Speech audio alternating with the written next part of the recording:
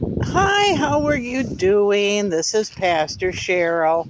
I wanted to jump ahead to chapter 9. You could read the rest of chapter 8, that's good.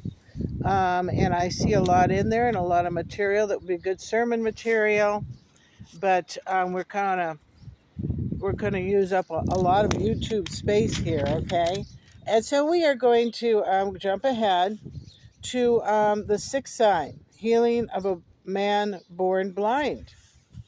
Now, we do have a member of our church who was born a premature baby and put into an oxygen tank, because that's what they had back then, and it blinded her. That oxygen tank blinded her. And so today, she's blind. She's an adult, and she's been blind her whole life. So if you ask her questions about,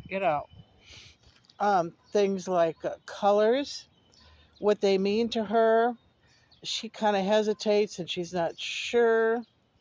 And and then when it gets into things like color of people, she also does not know. She's completely blind, blank. She's blank.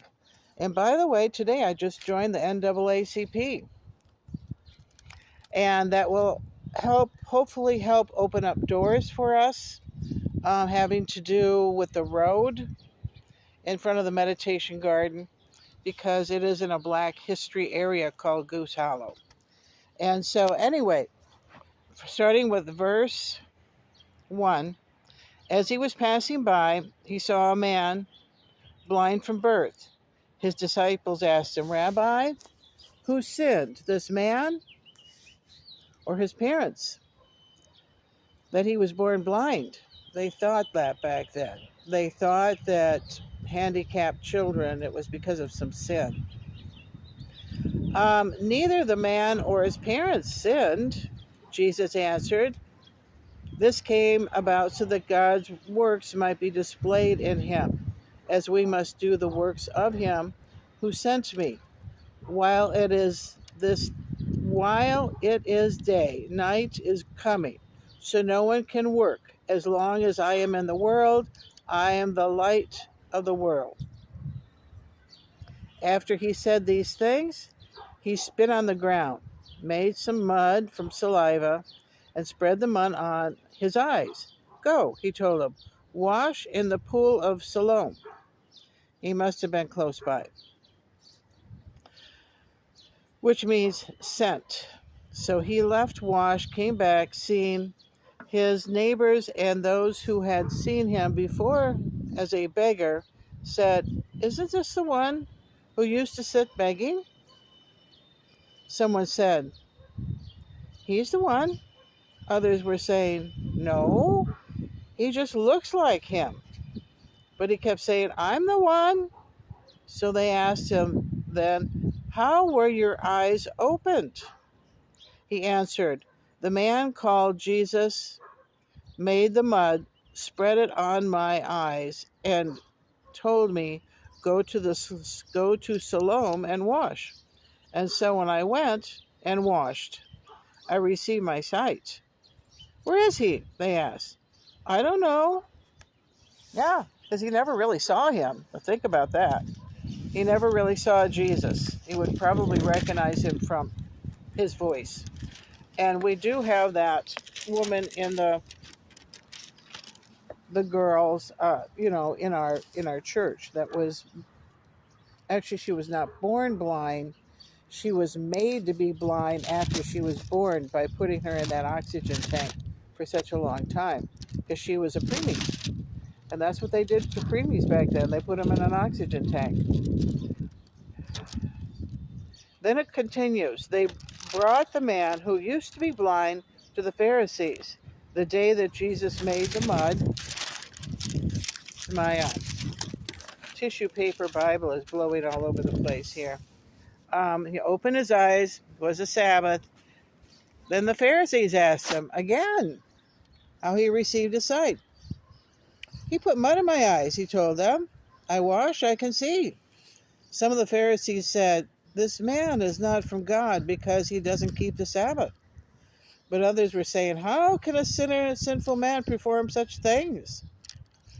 And there was a division amongst them. Against they asked the blind man, what do you say about him, since he has opened your eyes? He's a prophet, he said. The Jews did not believe about him, that he was blind and received sight, until they summoned the parents of the one who had received his sight.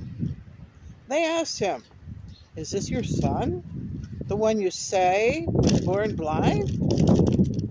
How then does he see? We know this is our son, and that he was born blind, his parents answered. But we don't know how he sees, and we don't know who opened his eyes. Ask him, he's of age. His parents, he will speak for himself. His parents said these things because they knew they were afraid of the Jews, since the Jews had already agreed that if anyone confessed him as the Messiah, he would be banned from the synagogue. This is why his parents said, he's of age, ask him. So the second time they summoned the man who had been blind and told him, give glory to God. We know that this man is a sinner. And he answered, whether or not he is a sinner, I don't know. One thing I do know, I was blind, and now I can see.